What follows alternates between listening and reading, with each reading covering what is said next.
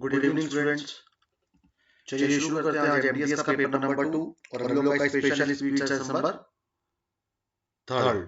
ये लगातार तीसरे दिन मैं तीसरा पेपर लगवाने के लिए जा रहा हूँ और आप लोगों के पास नीचे नंबर भी आ रहा होगा। जैसे जो बच्चे ऐसे हैं जो मेरे व्हाट्सएप नंबर से या टेलीग्राम ग्रुप से नहीं जुड़े हुए हैं तो वो इस नंबर पे मुझको व्हाट्सएप कर दें तो मैं उनको क्लास स्टार्ट होने से पहले एक पीडीएफ सेट करूंगा। उस पीडीएफ को आप लोग सॉल्व कर लीजिएगा और उसका मैं फिर सॉल्यूशन कराता हूँ। मीन्स जो ये स्पीड टेस्ट मैं करा रहा हूँ वो मान के चलिए आप लोग आपको आधे घंटे पहले मैं ऑनलाइन दे दूंगा ताकि उससे आपको एक बेनिफिट ये मिल जाएगा कि आप पहले सॉल्व कर रखे हो तो आपको सॉल्यूशन यहाँ पे मिल जाएगा पूरा। ठीक है, चलिए। बहुत सारे सेलिब्रिटीज इनकरेज करते हैं यंग चिल्ड्रन को कि वो लोग बहुत ग्रेट बने, बहुत ही ग्रेटनेस मतलब अपने आप को बहुत अच्छा करें। एस्पायर माने होप होता है। एस्पायर माने क्या होता है? होप होता है। एस्पायर का मतलब होता है होप, मतलब इच्छा करें। ठीक है, किस चीज के लिए इच्छा करें? होप, उम्मीद करें। ठीक है, चलिए आगे बढ़ते हैं। इसमें इनकरेज का सिनोनिम पूछा गया है। क्या पूछा गया है? सिनोनिम पूछा गया है। किसका? इनकरेज का। अंडरमाइन माने होता है डिस्करेज करना। अंडरमाइन माने होता है डिस्करेज करना। डोंट माने होता है डराना। स्टिमुलेट माने होता है किसी को प्रोवोक करना या बढ़ाना। ठीक है। अबेट माने होता है कम करना। अबेट माने होता है रोकथाम करना, कम करना। इसीलिए जो इनकरेज का आपका जो आंसर हो जाएगा वो हो जाएगा स्टिमुलेट। स्टिमुलेट माने होता है किसी चीज को बढ़ाना, प्रोवोक करना, उत्तेजित करना। ठीक है, चलिए क्वेश्चन नंबर 2 की ओर जाते हैं। The thin wire that giving of light is called the filament. जो एक थिन वायर है जो बल्ब के अंदर होता है, जो लाइट देता है, उसको हम लोग फिलामेंट कहते हैं। पहली बात तो ध्यान रखिएगा, ये जो हु होता है, ये जो विच होता है, एक मिनट राइटिंग नहीं अच्छी आ रही है, थोड़ा सा इसको मैनेज करता हूं मैं। ठीक है, थोड़ा सा चलिए थोड़ा सा कुछ जुगाड़ लगाते हैं, मार्कर वार्कर चेंज करते हैं ताकि राइटिंग अच्छी आए थोड़ी सी। ठीक है, देखिए अभी कोशिश कर रहे हैं कैसी राइटिंग आती है, ये भी चेक हो जाएगा 2 मिनट में। ठीक है, तो ये जो हु होता है, ध्यान रखिएगा, ये जो हु होता है, ये जो विच होता है, ये जो दैट होता है, ये रिलेटिव प्रोनाउन होते हैं। क्या होते हैं? Relative pronoun. तो पहली बात तो जो दैट का रिलेशन है वो किससे है? वायर से है। जो दैट का रिलेशन है वो किससे है? वायर से है। तो जो रिलेटिव प्रोनाउन दैट है उसका रिलेशन तो वायर से है। तो दैट एक तरीके से यहाँ पर सब्जेक्ट है। क्या है? सब्जेक्ट है। तो इसके लिए वर्ब भी आएगी। दैट एक सब्जेक्ट है और इसके लिए वर्ब भी आएगी। एक्चुअली जो वर्ब आ रही है वो गिविंग आ रही है। किसी भी सब्जेक्ट के बाद बगैर हेल्पिंग वर्ब के कभी भी वर्ब की आईएनजी फॉर्म नहीं आ सकती है। ठीक है, तो इसके पहले या तो कहे कोई ना कोई वर्ब लेकर के आइए, दैट इज गिविंग वर्ब, और या तो कर दिए दैट गिव्स, या तो यहाँ पर दैट गिव्स कर दिए। इसीलिए आपका आंसर हो जाएगा यहाँ पर गिविंग की जगह पे गिव्स, इसीलिए आंसर हो जाएगा आपका ए वाला।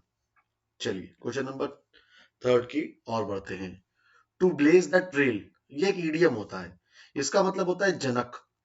जनक, किसी चीज को शुरू करने वाला। ठीक है, किसी चीज को शुरू करने वाला।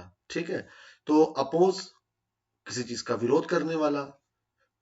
किसी हार का, जैसे कि कॉज द फेलियर ऑफ, तो इसका मतलब तो यहां पर हो जाएगा आपका क्या कहते हैं, जैसे कि बाबर आजम फेल हो गए, he was the reason behind the failure of Pakistan. To end the movement, गलत। To start a movement, Gandhi was the person who mark the end of the English movement, है ना। तो वहां पे तो खत्म करना, यहाँ पे शुरू करने की बात हो रही है। तो 1857 में अगर बात करी जाए तो Mangal Pandey was the person to blaze the trail against Britishers, तो उसका मतलब हो जाएगा शुरू करने वाला। तो आंसर हो जाएगा थर्ड वाला, जनक, मतलब किसी चीज को शुरू करने वाला। चलिए क्वेश्चन नंबर 4 की ओर बढ़ते हैं। I want to enroll myself for this management. I want to enroll myself for this management. Cause, cause माने होता है कारण। तो कोई भी व्यक्ति कारण के लिए अपने आप को इनरोल नहीं करेगा। कॉज माने होता है काय काय करना, कौवे की जो आवाज होती है उसको कॉज कहते हैं। कोर्स माने होता है जो आप लोग कोर्स करते हैं इंग्लिश का कोर्स, और कोर्स माने होता है मोटा, मोटा और बद्धा, अजीब, वियर्ड। इसीलिए यहां पे आंसर हो जाएगा आपका थर्ड वाला, यहां पे आंसर हो जाएगा आपका थर्ड वाला, कोर्स, COURSE, कोर्स। चलिए क्वेश्चन नंबर 5 की ओर बढ़ते हैं।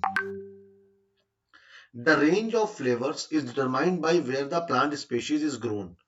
जो रेंज ऑफ फ्लेवर्स होते हैं वो डिटरमाइंड होते हैं किसके द्वारा? प्लांट के द्वारा, जहां पर स्पेशीज जो प्रजातियां हैं वो बढ़ती हैं। एंड हाउ इट इज, एक सेकंड रुक जाइएगा, थोड़ा सा ये सवाल को छोटा कर देते हैं। ये एक्चुअली सवाल ऐसे है पूरा, ठीक है। How it is processed, it was, पहली बात तो सेंटेंस प्रेजेंट में चल रहा है। जब कभी भी हम लोग कोई एक्सपेरिमेंट्स या जब कभी भी कोई हम लोग डेली नेचुरल बात करते हैं तो वो हमेशा वो सिंपल प्रेजेंट में होती है। किस में होती है? सिंपल प्रेजेंट में होती है। अब आप लोग कहेंगे कि ये सिंपल प्रेजेंट में कहा है, क्योंकि सिंपल प्रेजेंट में या तो एस आता है या तो ईएस आता है, लेकिन इसका पैसिव भी तो बनता है, इसका पैसिव भी तो बनेगा। इसका मतलब ये है कि सिंपल प्रेजेंट का जो पैसिव होता है वो इज एम आर से बनता है, ठीक। तो इसका मतलब है how it is processing, simple sentence passive बनेगा। पहली बात तो वॉज वाले दोनों ऑप्शन कट जाएंगे। जो रेंज ऑफ फ्लावर्स होते हैं वो डिटरमाइन करते हैं उन पेड़ों से, उन जगहों से, by where the, determined by where the plant species grown and how it is processed, कैसे उसको प्रोसेस्ड किया जाता है। रेंज की बात करी जा रही है, आंसर हो जाएगा नो करेक्शन रिक्वायर्ड। चलिए थोड़ा स्पीड में करा रहा हूं ताकि आप लोग का थोड़ा सा स्पीड, दिमाग तेज हो, ठीक है। चलिए मिस स्पीड में ऑप्शन काट देते हैं। पहली बात तो सिक्योर का ऑप्शन कर लेते हैं। सिक्योर की स्पेलिंग यहाँ भी गलत है, सिक्योर की स्पेलिंग यहाँ भी गलत है, सिक्योर की स्पेलिंग यहाँ भी गलत है, चारों ऑप्शन कट गए। आंसर हो जाएगा आपका फोर्थ वाला। इतना टाइम ही नहीं लगाना है, पेपर बहुत इजी आता है। बच्चे बहुत, टीचर बहुत बेवकूफी की बातें करते हैं, डरा देते हैं बच्चों को, बहुत टफ है, बहुत टफ है, बहुत टफ है। पेपर बहुत इजी आता है, नौकरी पाना बहुत आसान है, ठीक है। हमारे स्टूडेंट ने तो एमटीएस में 50 में से 50 स्कोर किया है, सॉरी मतलब 25 या 5, मतलब पूरे पूरे नंबर मिले हैं उन लोगों को, ठीक है। चलिए आई गिफ्ट्स, अरे देखिए यहाँ पर आई आ गया, आई के लिए गिफ्ट्स कहाँ आता है? ये एक पर्सनल प्रोनाउन है। आई जो होता है ये फर्स्ट पर्सन होता है, फर्स्ट पर्सन होता है। और फर्स्ट पर्सन कौन कौन से होते हैं? आई होता है और वी होता है। आई और वी के साथ हमेशा वर्ब की फर्स्ट फॉर्म आती है, इसका मतलब यहां पर गिव आएगा, ठीक। उस हिसाब से देखा जाए तो ये वाला ऑप्शन कट गया। गिवन देखिएगा, बहुत आसान तरीका है। गिवन जो होती है ये वर्ब की थर्ड फॉर्म होती है, और वर्ब की थर्ड फॉर्म कभी भी हेल्पिंग वर्ब के बगैर नहीं आ सकती, इसीलिए थर्ड वाला ऑप्शन कट गया। बचा कौन सा? पहला वाला। यही आंसर हो जाएगा, क्योंकि सवाल तो ऑलरेडी गलत है। Lucy was annoyed to discover that her husband had taking, पहली बात तो ध्यान रखिएगा, ये जो हैज होता है, ये जो हैव होता है, और ये जो हैड होता है, इनके बाद हमेशा वर्ब की थर्ड फॉर्म आती है। हैज हैव हैड अपने बाद हमेशा वर्ब की थर्ड फॉर्म लेते हैं, इसीलिए यहाँ पर टेकिंग की जगह पे किसका इस्तेमाल हो जाएगा? टेकन का इस्तेमाल हो जाएगा। आंसर हो जाएगा आपका टेकिंग की जगह पे कौन सा वाला? टेकन, फोर्थ वाला। चलिए वोकेबलरी वाला पार्ट स्टार्ट हो रहा है अब। An abbreviation from the initial letters of other words and pronounced as a word. Caption माने होता है हेडिंग, कैप्शन माने होता है हेडिंग। ये जो CAPT रूट है इसका मतलब ही होता है हेड, ठीक है, ठीक है, इसका मतलब ही होता है हेड। स्लोगन माने होता है नारा, लोगों तुम संघर्ष करो हम तुम्हारे साथ हैं। फ्लोटीला, ये नाव को कहते हैं, फ्लोटिंग बनाया ना वर्ड, फ्लोटिंग, तैरने वाली चीजों को नाव कहते हैं। जो छोटी मोटी नाव होती थी उनको फ्लोटीला कहा जाता है, नाव। बांड, मतलब क्या कह सकते हैं इसको, हिंदी में नहीं पता मुझको। नाव मतलब जो छोटी छोटी नाव होती है उनको कहते हैं। देखिएगा, an abbreviation form from the initial, abbreviation माने होता है किसी भी चीज को छोटा करके लिखना, जैसे board of cricket council of India, तो BCCI,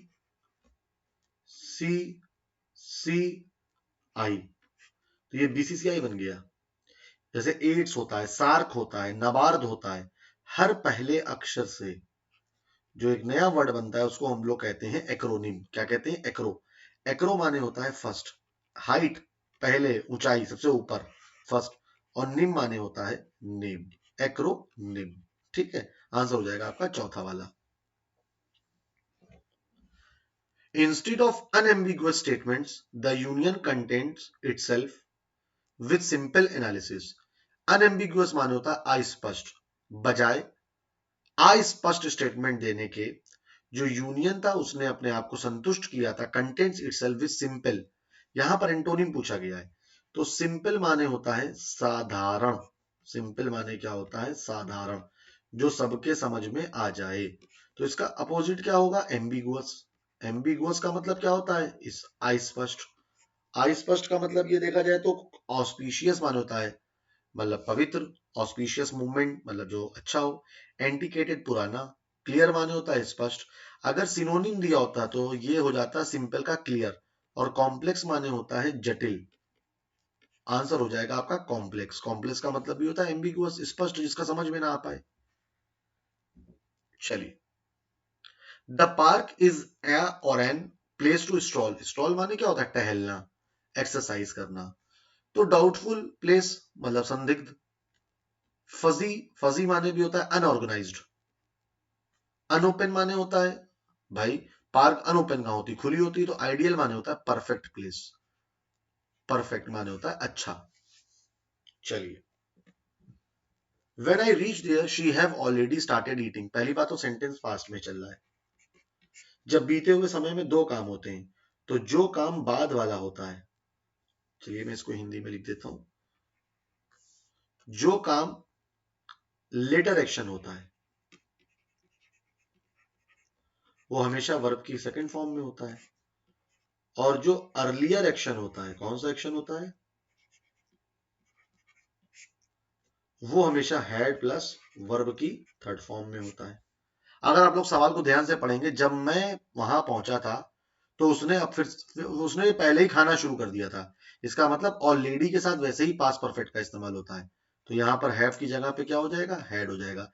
इसीलिए आंसर हो जाएगा शी हैड। और सेंटेंस वैसे ही पास्ट में चल रहा है तो हैव वैसे ही नहीं आ सकता। Kill two birds with one stone मतलब एक तीर से दो निशाने करना। आंसर हो जाएगा चौथा वाला, to achieve two things by doing a single action. एक तीर से दो निशाने करना। आई हैव रिसीव, याद रखिएगा अभी हमने आपको बताया था हैज, हैव और हैड के बाद वर्ब की थर्ड फॉर्म आती है। जरा ध्यान दीजिएगा, यहां पर हो जाएगा आपका रिसीव्ड। इसीलिए आंसर हो जाएगा आपका रिसीव्ड की जगह पे क्या? रिसीव्ड। चलिए क्वेश्चन नंबर 15 की ओर बढ़ते हैं। Many state governments are facing a financial crunch. पहली बात तो गवर्नमेंट्स प्लूरल है, प्लूरल के लिए इसका इस्तेमाल नहीं होता है। विल जो होता है एक मॉडल वर्ब होता है। कौन सा वर्ब होता है? मॉडल वर्ब होता है। जितने भी, इसको मोडाल भी कहते हैं, ठीक है, मॉडल वर्ब जो होते हैं उनके बाद हमेशा वर्ब की फर्स्ट फॉर्म आती है, इसीलिए थर्ड वाला ऑप्शन कट गया। फाइनेंशियल फा जो है वो एक कंसोनेंट है। कंसोनेंट का मतलब होता है व्यंजन, एक कंसोनेंट है व्यंजन। वॉवेल के पहले एन आता है और कंसोनेंट के पहले आ आता है, इसीलिए ये वाला ऑप्शन कट गया और फोर्थ हो गया आपका answer. Many state governments are facing a financial crunch. Crunch माने होता है परेशानी। It was a long and dangerous journey. ये बहुत ही लंबी और खतरनाक सफर था। इन दोज अनसेटल्ड डेज मतलब उन बेचैन, बेचैन माने होता है अजीब से दिनों में, जो पिलग्रिम थे उनको परेशानियों का सामना करना पड़ा था नदी के मतलब जमीन के, बाय लैंड एंड सी। पहली बात तो डेंजरस की बात करी गई है, तो सेफ्टीज माने होता है सुरक्षा, सुरक्षा को देखना पड़ा था। रिस्पाइट माने होता है राहत, सेफ्टी से बना है वो सेफ्टीज, राहत। एक्सपोजर माने होता है शो करना। पेरिल्स माने होता है खतरा, डेंजर। पेरिल्स माने क्या होता है? डेंजर। तो यहां पर हैड टू फेस डेंजर्स, इसका मतलब प्रॉब्लम्स। पेरिल माने क्या होता है? प्रॉब्लम्स। तो यहां पर आंसर हो जाएगा आपका problems. An ability to find ways and directions, बहुत ही आसान है। नेविगेट करना, नेविगेशन होता है ना, एक एबिलिटी होता है जगहों को ढूंढना, डायरेक्शंस को ढूंढना, ठीक है। ड्राइव माने होता है घूमना, ठीक। Select the incorrectly spelled word. बेनिज्ड सही है, आर्टलेस सही है, बॉम्बास्टिक सही है, आर्किक यही रॉन्ग है, ठीक है। आर्किक होता है वो। When it comes to love sports, he takes off. Takes off माने होता है उतारना, टेक ऑफ माने एक प्लेन को जाना भी होता है, ठीक है, निकल जाना, टेक ऑफ का जाना। टेक फ्रॉम किसी से कोई चीज लेना, टेक बाई गलत, टेक आफ्टर एक ईडी एक फ्रेजल वर्ब होता है। टेक आफ्टर मैंने कराया भी अपने प्रेपोजिशन की शीट में। टेक आफ्टर एक फ्रेजल वर्ब होता है। कौन सा वर्ब होता है? Phrasal verb. और इसका मतलब होता है रिसेंबल, वो अपनी बाप की तरह है बिल्कुल। जब बात आती है स्पोर्ट्स को पसंद करने की तो वो बिल्कुल अपने पिता पे पड़ा है, पिता पे पड़ा है, मतलब अपने बड़े बुजुर्गों की तरह बिहेव करना। टेक्स आफ्टर आंसर हो जाएगा आपका सी वाला। Businesses are asking employees to work from home. जो बिजनेसेस हैं, जो बड़े बड़े Amazon, Google, Tesla and many other companies, these days just because of COVID and just because of social distancing, they are asking their employees to work from home. And there is no grammatical error in this particular question. Answer is no error. चलिए closest आ गया है। In order to fall asleep, एक होता है in the night और एक होता है एट नाइट। अगर रोज की बात करी जा रही हो तो एट होता है, और अगर किसी पर्टिकुलर दिन की बात करी जा रही तो इन द नाइट। जैसे मेरा कुत्ता रो रहा था, my dog was crying in the night yesterday, ठीक है, कल रात वो रो रहा था। मेरा कुत्ता रात में भौंकता है, my dog barks at night, daily की बात हो रही है, लेकिन रो वो कल रहा था। तो यहां पर नाइट के पहले अगर दा दे रखा होता तो इन हो जाता, क्योंकि दा नहीं दे रखा है तो क्या हो जाएगा? एट हो जाएगा। In order to fall asleep at night, strive कोशिश करो कि आप सारे इलेक्ट्रॉनिक डिवाइसेस, टीवी को लगभग 30 मिनट के लिए बंद कर दें, ठीक है, at least 30 minutes before getting to bed, मतलब बेड के ऊपर जाने से पहले। फॉर्मर माने फॉर्मर के पहले होता है द, याद रखिएगा ये एक एडजेक्टिव का रूल है, फॉर्मर के पहले हमेशा द आता है, उसी तरीके से लेटर के पहले भी द आता है। हमने ये पढ़ाया भी एडजेक्टिव में, आप लोगों को नोट्स पढ़िएगा जाकर के। फॉर्मर के और लेटर के पहले दा का इस्तेमाल होता है, इसीलिए दोनों ऑप्शन कट गया, क्योंकि दा नहीं दे रखा है। प्रीवियस गलत, प्रीवियस प्रीवियसली हो जाएगा तो सही है, तो यहाँ पे आंसर क्या हो जाएगा? बिफोर गेटिंग इनटू बेड, क्योंकि प्रीवियस एक एडजेक्टिव होता है, यहाँ पे जरूरत पड़ रही है प्रेपोजिशन की। बिफोर यहाँ पे काम कर रहा है प्रेपोजिशन की तरह। Allow your eyes to relax and take a break from the, मेरे ख्याल से स्टिमुलेशन माने होता है जो एक काम चल रहा है, जो स्टिमुलेशन मतलब जो लिट स्क्रीन होती है, तब उन सब चीजों से थोड़ा सा सुकून मिलेगा। Energy of a lit screen नहीं। इलस्ट्रेशन माने होता है किसी चीज को समझाना, स्पार्क माने होता है चिंगारी, स्टिमुलेशन ही हो जाएगा। हालांकि कॉन्टेक्स्ट समझ में नहीं आ रहा, मुझे लगता है कि आंसर स्टिमुलेशन ही होगा। एक किताब पढ़ो, कोई भी एक किताब पढ़ो, कोई जर्नल लिखो, या राइट डाउन योर, कहते नहीं राइट डाउन योर नेम, अपना नाम लिखो, write down your to do list for the, write down मतलब लिख डालो कॉपी में कि कल क्या करना है मुझे। कल सुबह सुबह उठ करके मुझे 8 बजे क्लास लेने जाना है, फिर 11 बजे मुझे बैंक जाना है, 12 बजे एसटी लेनी है, 2 बजे मुझे खाना खाना है, 4 बजे क्लास लेनी है, 6:30 बजे डॉक्टर के पास जाना है।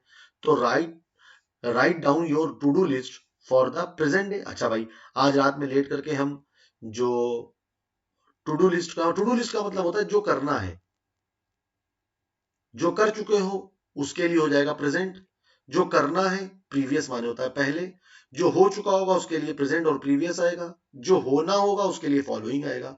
फॉलोइंग डे मतलब जो आ रहा है, प्रीसीडिंग माने होता है पहले वाला, तो यहां पर जो आंसर हो जाएगा वो हो जाएगा फॉलोइंग वाला।